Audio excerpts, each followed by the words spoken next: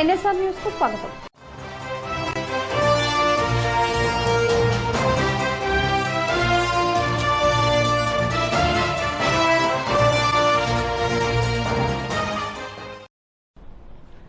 జనగామ జిల్లా కొడకండ్ల మండలంలోని పాకాల గ్రామానికి చెందిన బీఆర్ఎస్ పార్టీ సీనియర్ నాయకులు కడిపికొండ సోమిరెడ్డి శుక్రవారం నాడు యాక్సిడెంట్ లో మరణించిన విషయం తెలుసుకుని జనగామ ఏరియా ఆసుపత్రిలో సోమిరెడ్డి మృతదేహాన్ని చూసిన మాజీ మంత్రి ఎర్రబెల్లి దయాకర్రావు కంటతడి పెట్టుకున్నారు. సోమిరెడ్డి పార్టీ కోసం అహర్నిశలు కృషి చేశాడని, అతని మృతి నన్ను ఎంతో కలచివేసిందని మాజీ మంత్రి అన్నారు.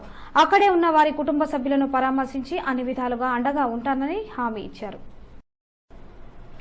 కాంగ్రెస్ పార్టీ ప్రవేశపెట్టిన 6 గ్యారంటీల్లో ఒకటైన మహాలక్ష్మి పథకం మహిళా సాధికారతకు దోహదపడుతున్నప్పటికీ ఆ పథకం ద్వారా రోజువారీ కిరాయిలతో ఆటోలు నడిపే వారికి పూట గడవని పరిస్థితి నెలకొంది. వరంగల్ జిల్లా వర్ధనపేటలో ఆటో డ్రైవర్లు ఆందోళనకు దిగారు. వరంగల్ ఖమ్మం జాతీయ రహదారిపై ఖాళీ ఆటోలతో భారీ ర్యాలీ నిర్వహించి రాస్తారోకో చేసి అనంతరం వినతి పత్రాన్ని అంబేద్కర్ విగ్రహానికి సమర్పించారు. ఆటో డ్రైవర్ల పరిస్థితి దయనీయంగా మారిందని, ఆర్టీసీ బస్సులో మహిళలకు ఉచిత ప్రయాణంతో ఆటో స్టాండ్లో ఆటోలు ఎక్కడికక్కడే నిలిచిపోయి కుటుంబ నిర్వహణ భారంగా మారిందని ఆటో డ్రైవర్లు ఆవేదన వ్యక్తం చేస్తున్నారు. నిత్యం వందలాది మందిని తమ ఆటోల్లో గమ్యస్థానాలకు చేర్చే తమకు కొత్తగా కొలువుదీరిన కాంగ్రెస్ ప్రభుత్వం అన్యాయం చేసిందని వారు వాపోతున్నారు. ఆర్టీసీ బస్సులో ఉచిత ప్రయాణం కారణంగా రోజురోజుకు ఆటోల్లో ప్రయాణించే వారి సంఖ్య తగ్గిపోతుందని, ఇలా అయితే అప్పులు చేసుకున్న ఆటోల ఖర్చుతో పాటు భార్యా పిల్లలను ఎలా పోషించాలని ప్రభుత్వాన్ని ప్రశ్నిస్తున్నారు. ఉద్యోగ అవకాశాలు లేక స్వయం ఉపాధిలో భాగంగా ఆటోలు నడుపుకుని జీవిస్తున్న తమను నూతనంగా ఏర్పాటైన కాంగ్రెస్ ప్రభుత్వం మోసం చేస్తుందనుకోలేదని వాపోయారు. ఇప్పటికైనా ముఖ్యమంత్రి రేవంత్ రెడ్డి స్పందించి ఆటోలపై ఆధారపడి జీవిస్తున్న లక్షలాది మంది ఆటో డ్రైవర్లను, వారి కుటుంబాలను ఆదుకోవాలని డిమాండ్ చేస్తున్నారు. చాలా మంది డ్రైవర్లను ఉపాధి కోల్పోతున్నాం. దయచేసి మహాలక్ష్మి పథకాన్ని రద్దు చేయాలని ప్రభుత్వాన్ని వేడుకుంటున్నాం. చాలా మంది కుటుంబాలు ఆగమైదాని. రేపు పొద్దున లేస్తే మేము వచ్చి రోడ్ల మీద తిరిగి బతికేటోళ్ళం. మేము ఇట్లాంటి పథకాల ద్వారా మేము మస్తు ఆగమైతున్నాం సార్. మీకు దయచేసి కాళ్ళు మొగి చెప్తున్నా, కొంచెం ఈ పథకాన్ని బంద్ చేయాలని కోరుకుంటున్నాం. తినామంటే నలుగురికి ఉపయోగపడేటట్టు ఉండాలి, కానీ ఒకరు బాగుపడి ఒకరు నాశనం అయ్యేటట్టు కావద్దు. దయచేసి ఈ మహాలక్ష్మి పథకాన్ని బంద్ చేయాలని కోరుకుంటున్నాం ఒక ఆటో డ్రైవర్గా. ఈ ప్రభుత్వాలు వచ్చిన కాడ నుంచి, ఈ ప్రభుత్వం వచ్చిన కాడ నుంచి ఇన్ని అనుభవంతో 50 సంవత్సరాల వయసు అనుభవంతో చూసుకుంటూ వచ్చిన దాదాపు నేను ఆటో నడపబట్టి 20 సంవత్సరాల్లో ఏ ప్రభుత్వం కూడా చేయని పని ఈ ముఖ్యమంత్రి గారు చేశారు. మా ఆటో డ్రైవర్లు ఒక లేడీస్ కూడా మా ఆటోలో ఎక్కటం లేదు. అక్కడ ఒక్కొక్కరు మగోళ్ళు ఎక్కడమే. మినిమము ఇక్కడ వర్ధనపేట నుంచి వరంగల్ పోయే వరకు 3-4 మగోళ్ళు ఎక్కుతున్నారు. మినిమము 100-120కి ఎక్కువ రూపాయలు దొరుకుతలేవు. దీన్ని బట్టి ఆ 120 రూపాయలు మా డీజిల్కి కూడా సరిపోతలేవు. పొద్దున్న నుంచి సాయంత్రం 6 గంటల వరకు బండి నడిపినా కూడా 200, 250, 300కు ఎక్కువ మిగులుతలేవు. ఈ 200, 150 రూపాయలు మేము ఇంటికి తీసుకుపోతే మా ఆటోలో పూట కూడా సరిపోతలేవు. హన్మకొండ జిల్లా కలెక్టరేట్లోని సమావేశపు హాల్లో ఈ ఆఫీస్ విధానంపై ప్రభుత్వ శాఖల అధికారులకు, సిబ్బందికి శనివారం శిక్షణ కార్యక్రమాన్ని నిర్వహించారు. జిల్లా కలెక్టర్ ఆదేశాల మేరకు అన్ని ప్రభుత్వ విభాగాల్లో ఈ ఆఫీస్ విధానాన్ని అమలు పరిచేందుకు నేషనల్ ఇన్ఫర్మేటిక్స్ సెంటర్ ఆధ్వర్యంలో ఈ శిక్షణ కార్యక్రమాన్ని నిర్వహించారు. ఈ ఆఫీస్ విధానంలో కొత్తగా ఫైల్ను ఎలా మొదలు పెట్టాలి, నోట్ ఫైల్ను ఎలా తయారు చేయాలి, డ్రాఫ్టింగ్ పై అధికారులకు ఎలా పంపించాలి, డిజిటల్ కీతో ఎలా సంతకం చేయాలి అనే అంశాలపై district informatics officer Vijay Kumar, ఈ డిస్ట్రిక్ట్ మేనేజర్ శ్రీధర్ వివరించారు. ఈ కార్యక్రమంలో డిఆర్ఓ వైవి గణేష్, ఇతర అధికారులు పాల్గొన్నారు. హన్మకొండ జిల్లాలో ఉచిత బస్సు ప్రయాణం రద్దు చేయాలని కమలాపూర్ మండల కేంద్రంలో జై హనుమాన్ ఆటో యూనియన్ ఆధ్వర్యంలో నిరసన కార్యక్రమం నిర్వహించారు. స్థానిక బస్టాండ్ వద్ద ఆందోళన చేపట్టిన ఆటో డ్రైవర్లు ప్రధాన రహదారి వెంట ర్యాలీ చేపట్టి ప్రభుత్వానికి వ్యతిరేకంగా నినాదాలు చేశారు. అనంతరం డిప్యూటీ తహసీల్దార్ కు వినతి పత్రం అందజేసి ఆటో డ్రైవర్ల కుటుంబాలను ఆదుకోవాలని విన్నవించుకున్నారు. ఈ నిరసన కార్యక్రమంలో బీఆర్ఎస్ పార్టీ నియోజకవర్గ సీనియర్ నాయకుడు తక్కలపల్లి సత్యనారాయణరావు పాల్గొని మాట్లాడుతూ, ప్రభుత్వం చేపట్టిన మహాలక్ష్మి పథకంలో భాగంగా ఉచిత బస్సు ప్రయాణం ప్రజలకు బాగానే ఉన్నప్పటికీ ఆటో డ్రైవర్ వృత్తినే నమ్ముకుని కుటుంబాలను పోషిస్తున్న డ్రైవర్లు రోడ్డున పడ్డారని, వారికి నెల నెలా ఉపాధి కల్పించి ఉచిత బస్సు ప్రయాణం పథకాన్ని కొనసాగిస్తే బాగుంటుందని అన్నారు. ప్రతి నెల 20 నుండి 25 వేల రూపాయలు అందజేసి ఆటో డ్రైవర్లను ఆదుకోవాలని, లేని పక్షంలో ఆందోళన కార్యక్రమాలు ఉధృతం చేస్తామని హెచ్చరించారు.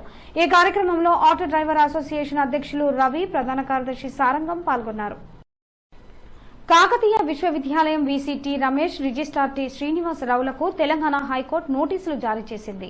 పదోన్నతుల్లో తమకు అన్యాయం జరిగిందని కాకతీయ విశ్వవిద్యాలయం అధ్యాపకుల సంఘం అధ్యక్ష కార్యదర్శులు ఆచార్య టి శ్రీనివాస్, డాక్టర్ మామిడాల ఇస్తారి హైకోర్టును ఆశ్రయించారు. ఈ నెల మొదటి వారంలో వీసీ, రిజిస్ట్రార్లకు నోటీసులు జారీ చేసి కౌంటర్ దాఖలు చేయాలని రాష్ట్ర ఉన్నత న్యాయస్థానం పేర్కొంది.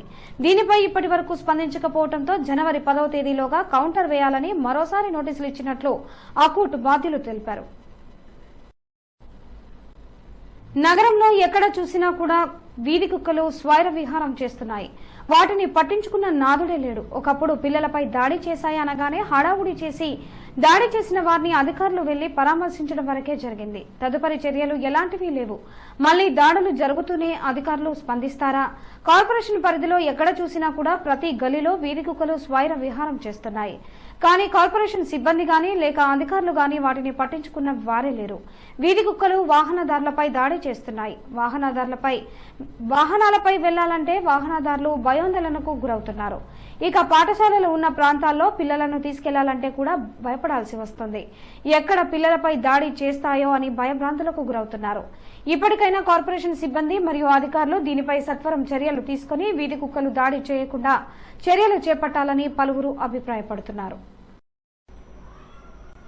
పీవీఆర్ డబ్బింగ్ అకాడమీ వారి ఆధ్వర్యంలో త్వరలో మన వరంగల్లో వాయిస్ యాక్టింగ్ మరియు వాయిస్ స్పీచ్ పై ప్రాక్టికల్ క్లాసులు నిర్వహిస్తున్నట్లు వినోద్ కుమార్ తెలిపారు. హన్మకొండ ప్రెస్ క్లబ్ లో ఏర్పాటు చేసిన విలేకరుల సమావేశంలో వినోద్ కుమార్ మాట్లాడుతూ డబ్బింగ్ కళాకారులు కొంతమందిని నమ్ముకుని హైదరాబాద్ లాంటి ప్రాంతంలో ఎన్నో మోసాలకు గురవుతున్నారని, ఎంతో ఆర్థికంగా నష్టపోతున్నారని, కనుక వారికి డబ్బింగ్ పై movie dubbing, TV dubbing, cartoons, video dubbing, voice over, dialogue delivery, స్టూడియోలో లైవ్ ప్రాక్టికల్స్ ద్వారా ట్రైనింగ్ ఇవ్వడం జరుగుతుందని, దాని కొరకు వరంగల్లో ప్రత్యేకంగా 21 రోజుల వర్క్ షాప్ ను నిర్వహించడం జరుగుతుందని వారు తెలిపారు.